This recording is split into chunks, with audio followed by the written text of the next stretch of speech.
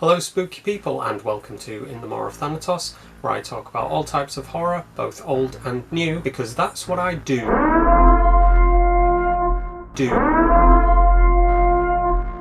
Ooh, it's finally that time of year. The best time. The nights are closing in. Spooky season is upon us. Comment below with your Halloween plans. Hopefully this year we get more treats than tricks. We have finally escaped the early 2000s, and I'm actually going to talk about something new. Well, new in the sense that it came out this year. I know, right? So put on your favourite murder mask, grab your weapon of choice, and release the beast. It's time for the Forever Purge. I'm just going to pop this up here because I have a feeling I'll be saying this word a lot. If you can guess the total before the end of the video, then, great. I don't know if you can really class these films as horror. The first one, yeah, okay, but after that, well, this is my channel and I'll cover it. Plus it does come from the horror juggernaut Blumhouse.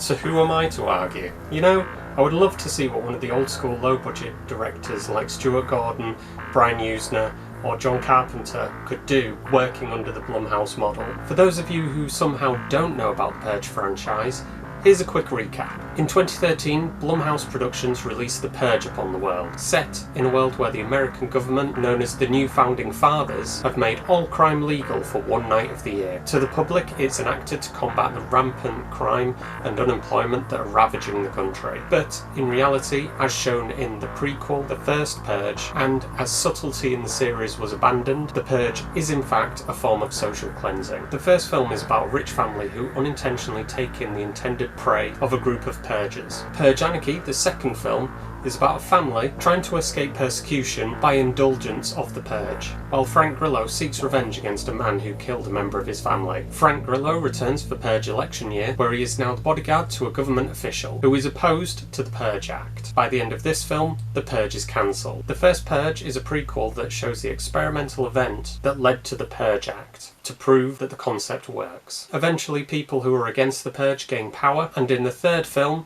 canonically fourth, the Purge is brought to an end. And that is an extremely brief history of the Purge, and it's here that the Forever Purge begins its story. The new film opens with our protagonists, Adea and Juan, played by Ana de la Reguera and Tenoch Huerta, respectively. I'm really sorry if I pronounced either of those wrong. They sneak across the Mexican-American border illegally, then jump forward 4 years and the new Founding Fathers are back in power, and the first purge since their return is about to commence.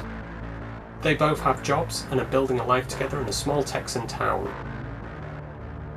Adea works in a meat processing plant, and Juan is a ranch hand for our other protagonist, Dylan Tucker, who is a racist. I don't even know if I want our kids speaking Spanish in this house. Weirdly, his pregnant wife and other family members just shoot him disappointing looks when he begins his rhetoric. So the purge commences and ends without incident, besides the expected.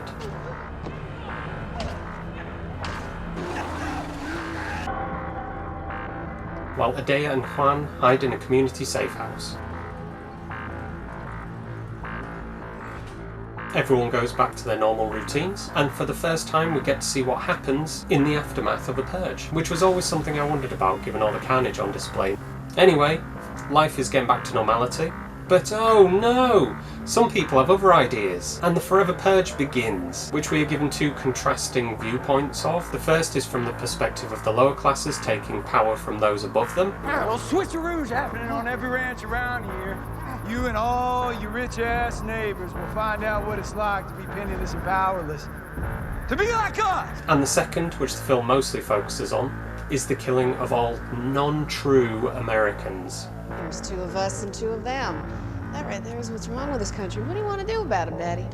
Why don't we give our fellow Americans here an opportunity to redeem themselves? Meaning, not white. You kill the brownies, and the two of you can live. And so, our characters are forced to flee south to Mexico, and things happen until the end credits roll. And that's all the plot you're getting from me. Gracias, Juan. Muchas gracias, Adela.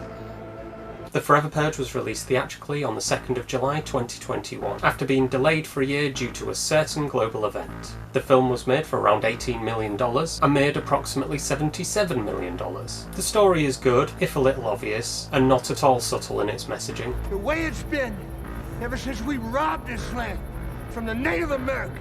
There are no surprises to be found here. I mean, the Purge franchise pretty much gave up on subtext from the middle of the third film onwards. But, unfortunately though, due to the virus and the delay it caused, the message feels dated. Obviously, I'm not from the States, so I can't comment on the current state of things, but one would assume and hope that things should have improved since the changeover of power. Directed by Everardo Gut, who doesn't have too much on his filmography, with this being his first outing for Blumhouse. His direction is good, and he keeps the pacing interesting. The film was written by the creator and longtime writer of the franchise, James DeMonaco, who, whilst I was writing this, I discovered also co-wrote Jack.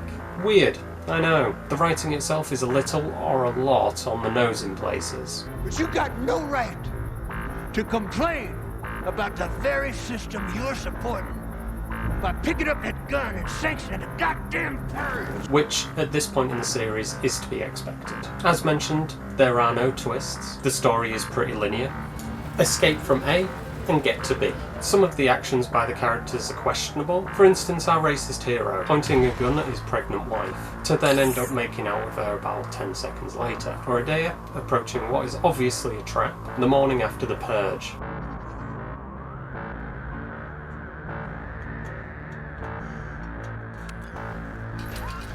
Tell a lie, there is a twist. At the beginning, Dylan's racism comes across as though he is going to end up becoming the antagonist of the film. I don't think white people are any better or worse than anybody else. But this I do believe. We should all just stick with our own. Just leave each other alone. But he doesn't. Again. Strange, I know. I didn't see that coming. So yeah, I suppose it does have a twist. The special effects are okay. There are places that things don't look so good. But oh well, it's not immersion breaking. The usual style over function masks reappear, however briefly, and while they do look good, I don't think they'll be appearing on t-shirts or any merch anytime soon. The acting is good, the inclusion of different languages makes things feel a little more real. Shockingly, there aren't that many deaths. Well, not actual character ones. There were only 2, I think. Go fuck yourself.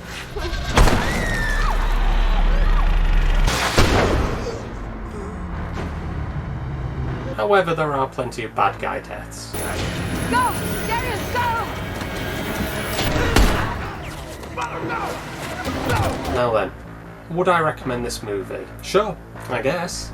Is it the best Purge film? No, it isn't. Is it a bad Purge film? Also no. The action is there, the heavy-handed theme is present, it's a Purge movie. And if you don't think about it too much, then I reckon you'll enjoy it. Just seriously, don't think about it. If you enjoyed this video, please consider leaving a like and subscribing to the channel. Take care, and stay spooky. Happy October! Thanks for watching! Okay, so the film does raise a lot of questions for things that I haven't gone into to save repeating myself. The first ever after purges we see are ranch hands for the Tuckers.